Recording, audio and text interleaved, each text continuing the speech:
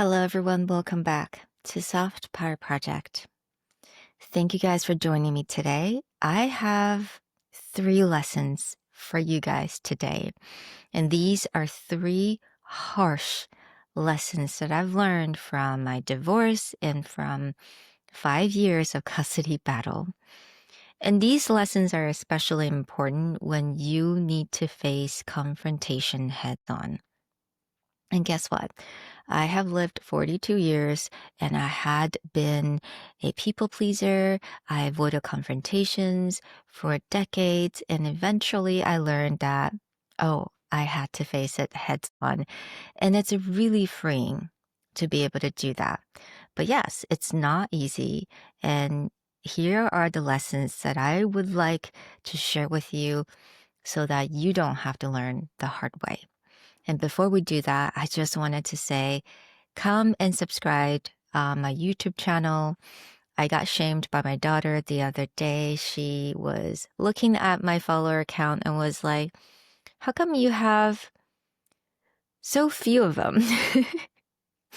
and I was like, oh, because I just started. And she said, no, you did not. You started 5 months ago, Mom. So she shamed me, but she humbled me, and that was a good kick in my behind to really start promoting my YouTube channel. So I really welcome you. I'm going to put that link in the description box. So come and subscribe. All right, so let's get to the first lesson, and I have some notes on the side. So excuse me for kind of looking over to my note. But the first lesson is, you can't change anyone, yet everyone is allowed to change. So let me repeat that. You cannot change everyone or anyone, but anyone and everyone is allowed to change. I think we all understand that we cannot change anyone. We all tried and definitely did not succeed. I mean, I tried. I'd also tried on my kids, and of course, you can't. We all know that, and I think we've listened to enough lessons about that, and we have all experienced that. But I think the most difficult part is the second part, which is everyone is allowed to change. But when people do, it still comes as a shock.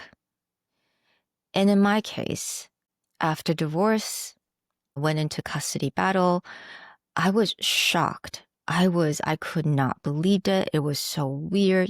Someone that I wanted to spend my life with and now completely changed, and the way they talk to me is very different.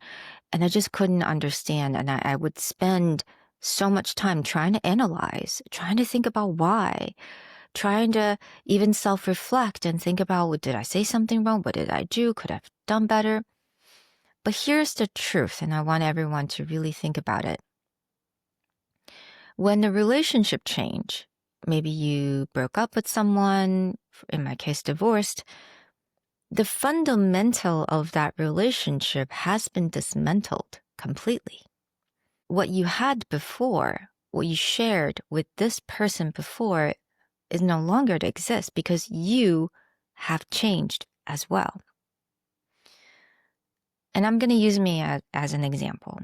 So I was very much a people pleaser. I appease, I acquiesce, I kept, the peace going so that no one gets into confrontation or arguments. That was me. And I based a lot of my relationship with that as a foundation.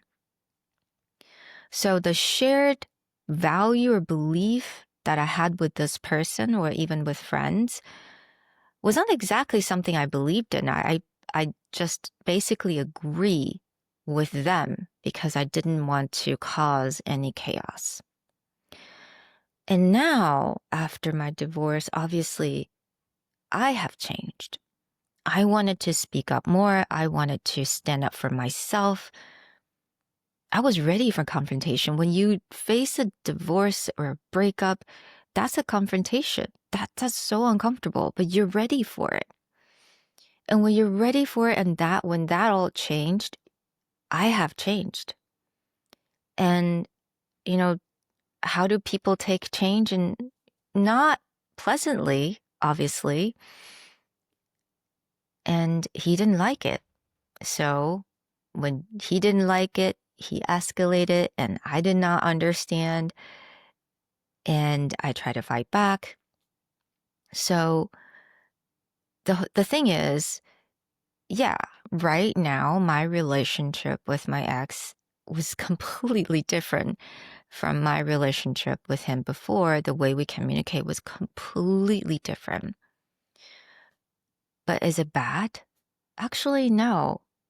Because when you decided that the old way just doesn't work anymore, you open up space for you to build a new way, a new pattern, a new foundation. And that's what I'm doing right now with my ex. And yes, everything is very different, but it works for me, my new self, the new claimed self. Someone that wants to stand up for myself, someone who's not afraid of confrontation. I do not want to shy away from any sort of discomfort. Yeah, so I get to build a new foundation. I get to build boundaries. So what I'm trying to say is that I think a lot of times we went into shock and we felt like we have lost everything. But remember, you're changing, they're changing, and you're building a new foundation. And we're all allowed to change, but we're building a new foundation that leads in to a better future, a future that you actually really want. And it's not so bad. Now, the second lesson, which is somewhat related, I think everything is really related in this particular episode. And I talked about this, which is you got to speak up for yourself. And I also wanted to emphasize that because nobody else will. Even when you have the most supportive system, you got parents who support you, family who support you, you got friends who support you, nobody can go fight for you. No one. From my personal experience, I had 2 lawyers overall in the span of 5 years of custody battle. And my first lawyer, while he was a very nice guy, he didn't exactly know how to advocate for me. And I will go into another video in the future talking about just how to actually pick a lawyer, because I don't think a lot of people talk about it. But that's a different video. But at the time when I acquired my first lawyer, I was very much in a headspace where I want someone else to fight the battle for me because I was so scared. And yes, I am ready to face a confrontation. I'm ready to have a divorce. I'm ready to be just to stand up for myself. But I was still so incredibly scared. And I think I had to. That was part of the lessons that I just had to experience. I remember even going to thinking about court, getting my first court paper, getting the notification, and going into court to go mediation. Like I was trembling with fear. And all I wanted to do then was to put that accountability on my lawyer, and hopefully he could represent me, because I saw that in movies, right? That lawyers would fight for the clients and the clients don't even need to show up. And that's what I thought. That's what I thought I needed, so that someone else can fight that for me. So everything will be over as quickly as possible and everything can be back to normal again. But that's the hard lesson, is that if I don't fight for myself and stand up for myself, nothing will ever be over, because the lesson is not learned. And the moment I decided that I have enough, I need to stand up for myself because I was so sick and tired of leaving court feeling like I should have done that. I should have said that. All that regret. I felt like I'm done with that. No more regrets. And it was really clear to me that he just didn't understand what I needed and he couldn't fight for me. I changed lawyer. And I made it super clear to my current lawyer that this is what I want, this is what I need, and you need to help me to do these things. I became crystal clear of what I wanted and what kind of support that I needed from her. And it's so freeing. I mean, do I still get scared when I go to court? Yeah. It's still uncomfortable. It's very uncomfortable. I mean, I'm sure different countries very different, but where I'm from, the court's not set up to be a warm, fuzzy place. I mean, I doubt I doubt any court in any country would be a warm and fuzzy place, but it intimidate me. I still get very nervous going in there, but I know I will say what I needed to say, and I have no regrets coming out of the court. And lesson number 3, and this is a really, really big one. To be so grounded in your truth. Now, this is quite different from simply just believe in yourself because everyone can believe in themselves even when they're very dumb or making stupid decisions. But this is about being so grounded in your truth. And you can apply this even at work, in your personal situations, when you need to fight for yourself, when you need to speak up for yourself, you have to know what you actually want and what the story is about. That core idea, your own mission statement, be so grounded in it that you know exactly what your boundaries would be, what you're not going to do, what you're actually going to do, what you're going to spend your energy on. Because without all of that, when you're not grounded, you will be over communicating, you will be explaining every bit of the details, and you would not even argue for yourself, you're just arguing against the points that people would raise. And in a lot of these different like confrontational situations or even negotiations, people use that tactics. They try to throw a lot of different things at you so that they can distract you and confuse you so that eventually you forget what you're saying. And I'm sure you have seen that before happening in real life.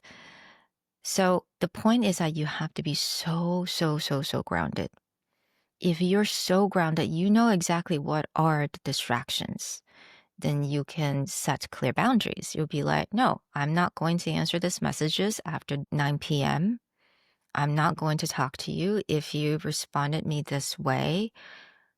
I'm not going to say anything if you cannot respect me. You set clear boundaries and you can hold your boundaries. And when you're so grounded in your truth, you can keep going back to that core idea and again and again. For me, my core idea is that I want the best for my child. Everything is about my child's well-being. So I keep going back to it and I keep going back to it. And that is actually so freeing because you see so clearly what are the things you don't even need to fight for. You don't even need to argue. And again, the most important thing and why we're doing all of this, why we're learning all these lessons is that you get to keep your peace. And at the end of the day, that is the most important thing. When you feel peaceful, you are regulated and you can make better decision and we can actually have better action. So I really hope that you enjoyed these 3 lessons. I think they're very applicable, and especially when you do have these situations that you have to speak up for yourself, you need to confront it. And I wish you the best of luck. And thank you so much for joining me, and I'll talk to you next time. Bye.